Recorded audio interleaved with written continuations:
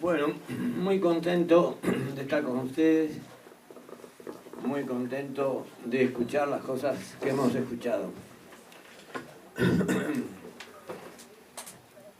Voy a hacer nada más que inicialmente un comentario de una enseñanza que me hizo mi viejo hace muchos años. Me dijo: cuando tengas que hablar en una reunión donde hay una mujer que es inteligente y que además coincide con vos, no la dejes hablar antes, porque te va a sacar el discurso. Ahora llego a la conclusión.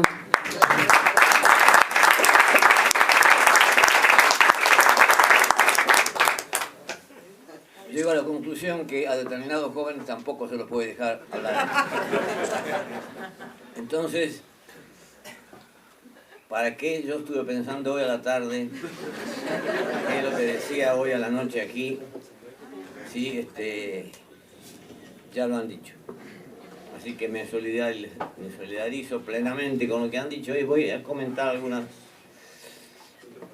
experiencias que da el ser una lechuza cascoteada de hace mucho tiempo por los enemigos y también por algunos amigos. En realidad mi generación sufrió plenamente lo que acá se ha dicho y que sufren las generaciones actuales en su formación. Es decir, una escuela donde el discurso dominante era el discurso de la clase dominante. Esto es lo que explica que no seamos colonia, porque para ser colonia tendremos que tener un ejército de ocupación extranjero. Pero somos colonia mentalmente, porque desde pequeños en los colegios nos encontramos con los retratos de Rivadavia y de Mitre como los creadores del país, por ejemplo. Y desde chicos ignoramos quiénes fueron los caudillos federales y nos enseñan todo al revés, nuestras inocentes maestras, de las cuales generalmente cuando éramos chicos nos enamorábamos porque era la primera mujer que cruzábamos en nuestro camino después de nuestra hija. Pero eso se fue metiendo en la cabeza de uno, y esta descolonización de que se hablaba aquí, que preconizaba don Arturo Jauretche, hemos intentado hacerla. Incluso hemos llegado hace más o menos unos pocos meses atrás a decir que el campo nacional había ganado la batalla cultural. Posiblemente porque la batalla cultural la dábamos entre nosotros mismos. Nos reuníamos, conversamos, como hacemos ahora, y como estamos todos de acuerdo, nos aplaudimos, y después cuando hay que votar somos pocos, no somos los suficientes. En general, esta es una sociedad muy especial, la de la Argentina. Por ahí ha dicho alguien que la Argentina, si uno observa el mapa de la Argentina, es algo así como un chico que ha nacido deforme, con una cabeza enorme, que es la provincia de Buenos Aires, el sur de Entre Ríos, el sur de Córdoba, el sur de Santa Fe, y un cuerpo raquítico, y que ha nacido mirando al Atlántico. Y que entonces integra gran parte de esa gente que vive en esa zona, integra a la Argentina, no diría por casualidad, pero prácticamente en las 5 batallas que se produjeron dentro de la ciudad en 1880 y que los maestros de escuela ni siquiera mencionan, si el ejército de Mitre hubiera triunfado, hoy existiría la República del Plata, que sería esta cabeza grandota. Y existiría un resto del país que tendría que comunicarse con el exterior por debajo de Bahía Blanca, o que tendría por obligación que vincularse a Latinoamérica. Buenos Aires, ustedes saben que estuvo segregada 10 años y se hubiera segregado finalmente en 1880 porque eso estaba en la cabeza de Mitre, quien llegó a expresarlo en un editorial donde hablaba de la posibilidad de la República del Plata. No logró hacerlo, pero en gran medida Mitre está todavía acá. Está viviendo como un fantasma en la cabeza de tantos amigos y compañeros y vecinos. Muchos de ellos no tan amigos porque uno ya hay cosas que no puede soportar más, pero bueno. Y que tiene una mentalidad absolutamente colonial en todos los terrenos. Que por supuesto no tiene idea de que Jauretche escribió todas las cosas que aquí comentó la compañera. Tiene idea de lo que dicen los canales televisivos que están cada vez más uniformes y tiene idea de lo que publica Clarín y lo que dice Marcos Aguinis y lo que dicen otras personas que son capaces todavía de aparecer en los espectáculos públicos como si fueran intelectuales serios, científicos y académicos. En esa época de que yo les digo y un poquito más allá, yo soy del 36, en el 55, al producirse el derrocamiento de Perón, yo observaba un amigo de la familia que viajaba conmigo del centro a la noche, volvía del centro a su casa, y que nos despedíamos y él seguía caminando unas cuadras más, pegado a la pared, siempre pegado a la pared.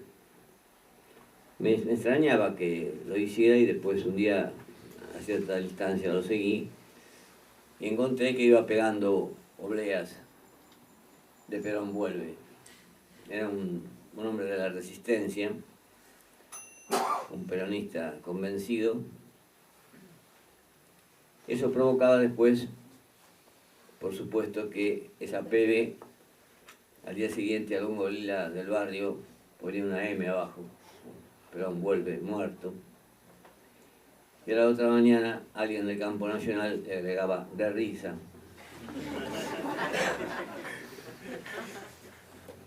Porque la lucha estaba plenamente dada. Y se daban las familias, cosas que últimamente han tomado como costumbre decir los opositores que Cristina, por ejemplo, ha provocado disidencias en las familias. Las disidencias en las familias las provoca la mentalidad reaccionaria que ha cultivado la clase dominante. Cuando uno se da cuenta de que esas inocentes maestras nos han falseado totalmente lo que nos enseñaban. Yo recuerdo a la maestra de cuarto grado, voy a insistir en algunas anécdotas porque para alivianar el ambiente combativo que se ha creado aquí, que puede hacer que si siguen expresándose a dos compañeros que me acompañaron, vamos a salir todos a la calle en tanto bélico. Entonces la maestra de cuarto grado, curiosamente, que era una mujer del litoral, que era correntina, nos pasó 15 días enseñándonos geografía. La geografía que le indicaban el Ministerio de Educación. Y entonces yo me pasé 15 días en el cuaderno y en el pizarrón y en pegar los dibujos de los ríos el Yenisei, el Obi, el Yenisei y el Lena, que son 3 ríos del Asia, de la zona de Siberia. que lógicamente, como ustedes comprenderán, si acá el amigo está afónico, yo menos voy a pensar en ir a Siberia para estar más afónico que él todavía. Ese conocimiento que es un conocimiento que no sirve para nada, sirve únicamente para hacerme ignorar a mí que cuando voy caminando por Buenos Aires a veces camino por arriba de arroyos que han sido encapsulados. El Sildañi, por ejemplo, o el arroyo Maldonado. Y bueno, esto era una forma de sacarme de conocer mi país y enseñarme de conocer países que a mí no me interesaban para nada. Aunque en este caso debo reconocer que hace unos meses atrás, en un canal de televisión que nos informa todo lo que no nos interesa y nos niega la información de lo que realmente nos interesa, apareció una chica muy simpática diciendo que se había congelado el río Yenisei en el Asia. Entonces yo lo llamé inmediatamente a mi pibe, puse un papel sobre la mesa y le dije, mira, yo te voy a dibujar el curso de este río con todos sus vericuetos,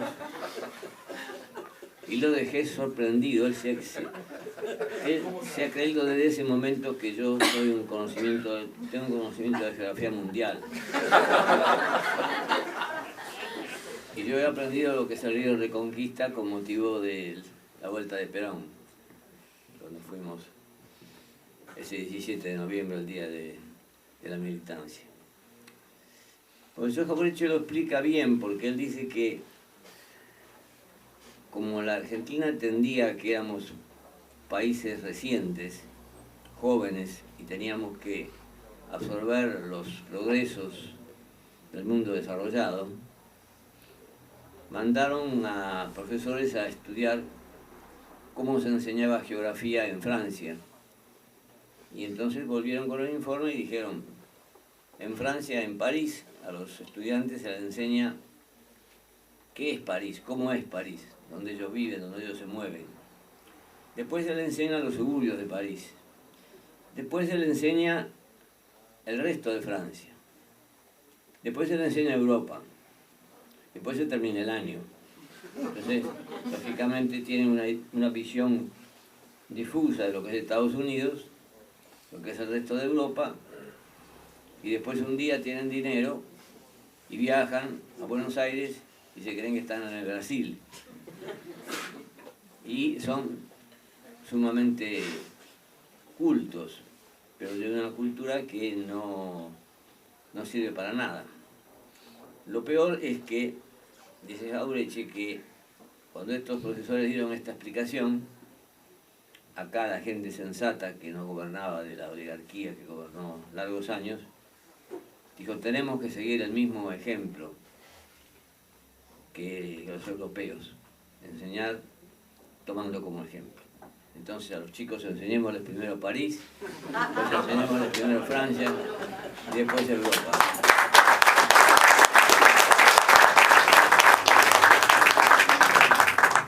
Esto a mí me ha llegado al extremo, que después lo lamento a veces repetirlo, pero hay que repetirlo porque es algo que ocurre todavía, de un compañero que ansiaba la sociedad socialista, que quería la revolución inmediata. Durante mucho tiempo militó y después, un día tomando un café me dijo, mira, yo te voy a contar el drama de mi vida. Yo fui con una delegación de un partido de izquierda a Vietnam.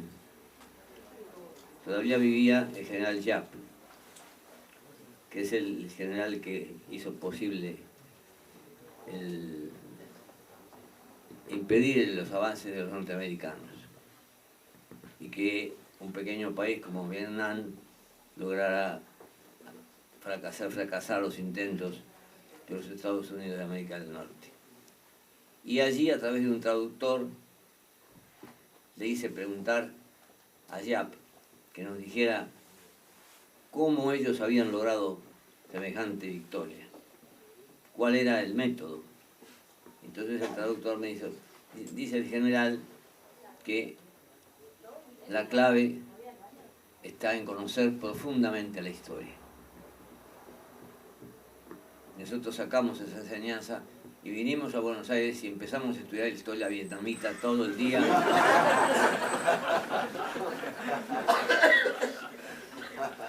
Esto todavía ocurre. Todavía ocurre. Y hoy ocurrió en las últimas elecciones, donde los votos en blanco jugaron decididamente para que triunfara este estafador, que tiene muchos procesos, que está gobernando el país. Del cual el padre, que es el que lo conoce más profundamente, dice que es un pelotudo y que él nunca votaría jamás como presidente a su propio hijo. Ahora, como las cosas cambiaron y como el padre también se ha cambiado de sector y está tratando de congraciarse con los chinos, y los chinos tienen sus problemas también con el primo de Mauricio, y que a su vez tiene sus problemas con Techín por el asunto de los tubos de acero y todas esas cosas.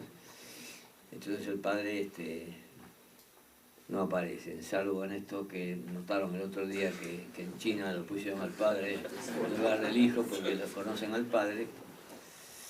Bueno, porque el padre es un pícaro. Él, yo creo que no tiene, si tuviera un poco de picardía hubiera actuado gradualmente frente a esto, ¿no?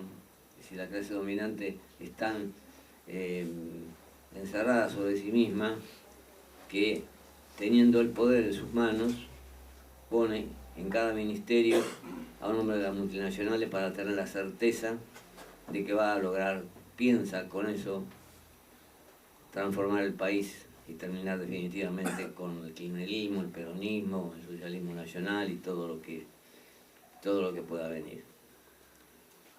Y entonces recurren a todos tipos que han sido procesados, como Tujaner, por ejemplo, que tienen procesos pendientes, otros que han sido absueltos porque la justicia ha virado para sacarles de encima las cargas de las culpas de los megacanjes y todos los negociados que han hecho.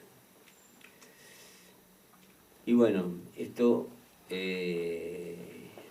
este panorama a mí se me volvió a repetir en la universidad también, donde por ejemplo cuando llegué y todavía no entendía nada de lo que era el país, de una familia donde todos los familiares de la vía materna eran todos gorilas, y el único peronista era mi viejo, que venía de haber sido socialista y consideraba que Perón estaba cumpliendo lo que los socialistas habían enunciado al principio, porque después tampoco, ya después enunciaron las cosas que enunció Américo Yoldi, Norteamérico Yoldi, cuando dijo que había que acabar con la leche de clemencia, que la letra con sangre entra cuando los fusilamientos, ¿no? Eso hay que recordarlo siempre. Y bueno, allí en la universidad, por ejemplo, yo llegué pensando que era cierto lo que decían los diarios y lo que decían todos los amigos de mi familia, de que el peronismo había desencadenado una inflación terrible, que era el peor mal de la Argentina. Entonces, estando a un año de recibirme con el profesor Gomariz, que era un hombre que no se definía nada, pero era bastante serio, hicimos un estudio sobre la inflación que hubo en 1954, en un equipo. Y con todos los datos que nos daban, llegamos a la conclusión que la inflación en 1954 era el 4% anual, no el 4% mensual. Es decir, que era una falsedad, una mentira total la que habían logrado difundir los medios de comunicación. como en aquel tiempo eran la prensa de la nación, hasta que Perón se cansó de la prensa, la expropió y se la dio a los trabajadores.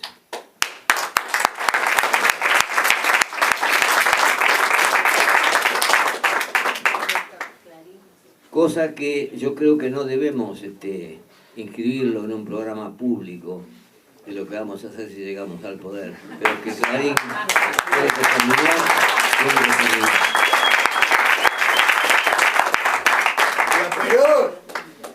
porque todas estas gentes, que todos tienen empresas offshore, como Mañeto, y como el señor Aranguren, y que todos tienen inversiones en el exterior, y que representan los intereses de JP Morgan, como Fragueiro, como Quintana, que acepta tener una decisión con respecto a los precios de los artículos y es el dueño de la cadena de Pharmacity, no solo en la Argentina, sino también en 2 o 3 países más. Y entonces utilizan a estos chicos con escaso conocimiento político que aparecen en el programa del Gato Silvestre, y que con un caradurismo tremendo, todas estas medidas se toman para llegar a la pobreza cero. Y ellos lo que quieren es terminar, no la pobreza cero, sino es terminar los pobres, para que no jodan más. Pero ¿quién trabaja entonces? Tenía que trabajar Mauricio, que nunca ha trabajado, porque eso... Mauricio viaja, simplemente. Viaja, contrabandea, o contrabandeó automóviles, y después se consigue tener un sector de la justicia que se corrompe, que es un sector bastante grande, en favor de los intereses de los poderosos. Bueno, eso que yo aprendí con respecto a la inflación, todavía hay mucha gente que no lo entiende, todavía se cree que es posible el crecimiento de un país en un cierto grado de inflación. Y ningún economista serio puede decir eso, porque un cierto grado de inflación se necesita porque el crecimiento está ligado a la gran circulación monetaria. Lo que se necesita es que la inflación esté en condiciones tales que pueda ser controlada, como lo fue en los últimos años, previos al 55, por el peronismo. Como lo mismo, mucha gente de clase media que se cree culta, porque ve películas extranjeras, por ejemplo, o lee la última novedad del bestseller que se puso en Europa, se reía y se escandalizaba cuando Perón decía: pero ¿quién de ustedes ha visto un dólar? ¿Qué nos importa a nosotros el valor del dólar? Lo tomaban, eran tan cipayos en su mentalidad, lo tomaban eso como un despropósito, una ignorancia de Perón. Y no era ninguna ignorancia, porque si se controla, como acá dijo la compañera, el comercio exterior, se controla el Banco Central, se controlan los depósitos bancarios, el país puede imponerle al dólar internamente el valor que es necesario para nuestro crecimiento. No hacerlo como la estupidez que hizo Menem, que no fue una estupidez, sino fue una desgracia también, de equiparar el dólar al peso con mercado libre, donde para mantener esa igualdad entre el dólar y el peso necesariamente hay que endeudarse todos los años. Y provocó un endeudamiento tremendo que a mí me está preocupando demasiado, porque me encargaron hacer un estudio sobre la deuda externa, la negociación de la deuda externa. Y es notable cómo se ve que cada vez que hay que hacer una negociación internacional o una negociación con el Fondo Monetario, en los diarios están recortes viejos, aparecen en los recortes. El emisario del Fondo Monetario Internacional planteó, entre otras cosas, que hay que dar libertad para aumentar las tarifas a las empresas privatizadas. Y esto es lo que ha hecho, se han excedido, porque son tan incapaces que se han excedido. Si hubieran aumentado un poco menos, no así de golpe como lo han hecho, no hubieran provocado esta reacción frente al tal y falso. Porque todas estas cosas nosotros las hemos escuchado, por suerte, de Jauretche, o de Andrés Arregui, o de Ramos, o de Puigros, y de Perón, y de algunos hombres que acompañaron a Perón, que nos abrieron un panorama distinto, por ejemplo, con respecto a la salud, como en el caso de Ramón Carrillo, que la mayor parte de los médicos no saben quién es Ramón Carrillo. No saben que Carrillo, cuando le hablaban de la enfermedad, le decía, mire, la enfermedad, el primer problema de la enfermedad no son los microbios, son las condiciones de trabajo en que trabajan los trabajadores en Argentina. Esta es la primera acción que hay que tomar, es poner eso en su lugar. Y la alimentación. Y la tuberculosis, en realidad, si bien la penicilina hizo su parte, la tuberculosis se terminó en la Argentina, se terminó y apareció desgraciadamente últimamente, cuando el país empezó a comer. Cosa que es fundamental que un país pueda comer para poder también estudiar, pensar y darse cuenta de que hay una trama, un entramado armado por los sectores dominantes, que tienen nombre y apellido, que fueron antes los Anchorena, los Álzaga, los Atucha, que no por casualidad son las 3A, no es una casualidad, y que ahora han sido reemplazados, no reemplazados porque no han desaparecido, pero han quedado como un tanto segundones, porque entre Anchorena y Echevarne hay una gran diferencia, por una oligarquía distinta, que es una oligarquía transnacionalizada, vinculada a los bancos, especialmente norteamericanos, con algo en común que es lo que explica el plan que va a ejecutar o intenta ejecutar este gobierno, que se reduce fundamentalmente a transferir ingresos de los trabajadores hacia la minoría de la clase alta. Pero además transferirlos no solo los ingresos que existen, sino de manera permanente, bajando los salarios, porque consideran que los trabajadores argentinos han cobrado en los últimos años demasiados salarios y han tenido demasiados sindicatos, y que eso les ha permitido tener cierta fuerza política, tener cierto protagonismo, que como se produjo el intento de Menéndez de golpe del 28 de septiembre del 51, los trabajadores de la CGT cortaron las rutas de acceso a la ciudad, cosa que no se conoce mucho, como tampoco se conoce mucho que el 16 de septiembre del 55, cuando se levantó la NADI en Córdoba, un sindicalista, Armando Cabo, juntó 70 camiones repletos de obreros y sacaron armas de las armerías para ir a Córdoba a pelear.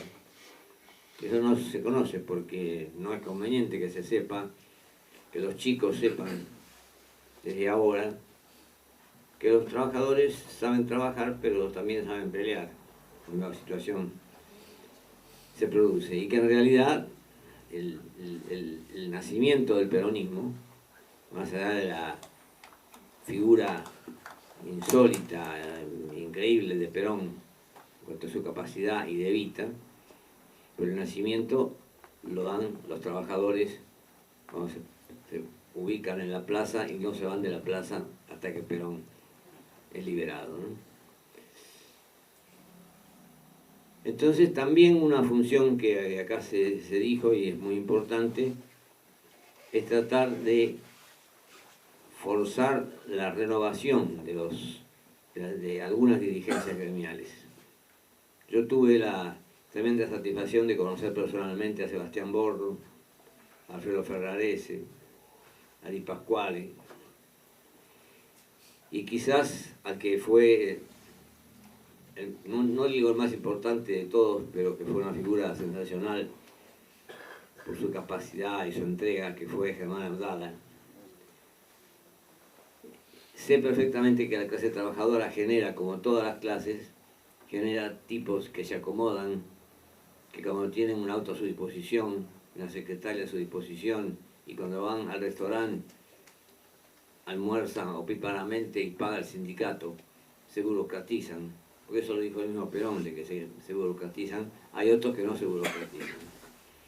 Curiosamente lo que se está dando el fenómeno ahora, que hay dirigentes sindicales que no son de extracción peronista, que se ponen a la cabeza, como en el caso del compañero de bancarios, o el caso de Yasky, para llevar a cabo adelante una política de resistencia real, no de resistencia simplemente de convocatorias o declaraciones, sino una resistencia con paros generales consecutivos que impidan que este señor pueda llevar adelante esta política, que ya la llevó adelante bastante con la negociación de la deuda externa. El otro día me preguntaba un amigo, que me vio que estaba lleno de cajas y de recortes, y si más o menos qué se puede sacar de la última negociación de la deuda externa.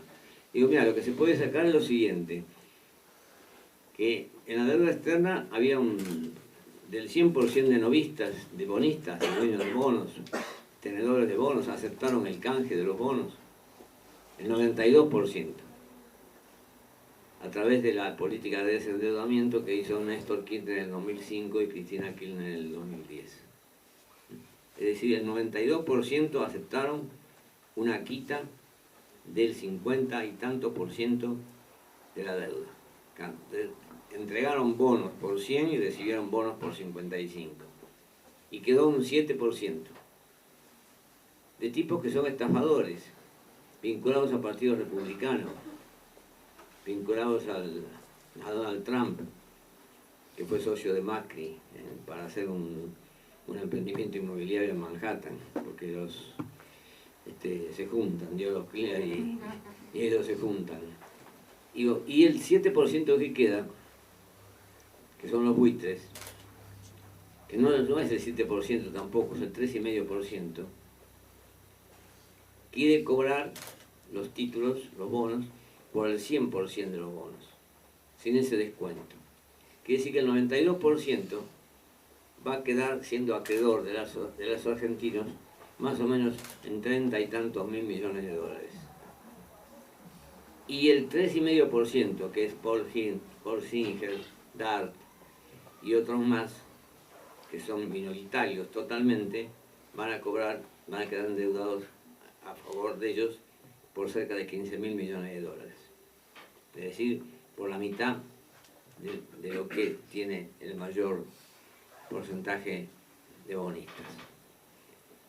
Y bueno, esto es evidentemente porque los que han negociado estas cosas son todos tipos que tienen mayor interés en el capital extranjero que en el capital argentino, que en los intereses argentinos, porque si no nos explica endeudar a generaciones futuras en función de tener la posibilidad después de que cuando se pida un crédito exterior no se les cobre el 14%, sino se les cobre el 8%, que también es una barbaridad. Cuando hay negociaciones que hacen entre ellos los países desarrollados al 2% o al 3%. Al 3% poco. Pero bueno, todo esto nos lleva a lo que acá ya se dijo y yo no voy a repetir. Es necesario vigorizar un Frente Nacional Antiimperialista. Y vigorizarlo con un plan, con un programa. Y en ese programa tenemos que discutir todo lo que no hemos discutido. Porque hay cosas que tenemos que discutirlas cuando se plantea la posibilidad de repetir el 45. El 45 tenía condiciones muy especiales. Tenía industriales recientes, industriales nuevos, como Miranda, por ejemplo, que tenía la fábrica al vuelta de mi casa y hacían envases de hojarata para darnos en almíbar o para atún, para pescados, esas cosas, ¿no? Esa empresa nueva únicamente podría vender en la Argentina, especialmente en Buenos Aires. No podía ir al mercado mundial. Quiere decir que esos empresarios nuevos, confusamente, entendían que el obrero tenía que tener poder de compra. La comunidad organizada nace de la posibilidad de que haya un interés común entre el empresario nuevo, que no puede vender afuera, que tiene que vender adentro, y el hombre y el trabajador que está adentro. Cuando esa posibilidad deja de existir, cuando la empresa argentina se ha transnacionalizado y está ligada a intereses extranjeros y venden al exterior, Techín vende al exterior el 85% de su producción, Aluar vende al exterior el 80% de su producción. Entonces, para vender afuera, tiene que vender a un bajo costo. Y ya lo han visto ustedes, como Macri insiste siempre que el costo, el problema del costo es el salario. No es la electricidad, por ejemplo, que ponen por las nubes, sino el costo es el salario. Entonces ellos necesitan una clase trabajadora con desocupados, con sindicatos débiles que no puedan defender los salarios, con salarios bajos y mercado externo. Y entonces viajar. Por eso Macri viaja, va, viene, está acostumbrado a viajar continuamente.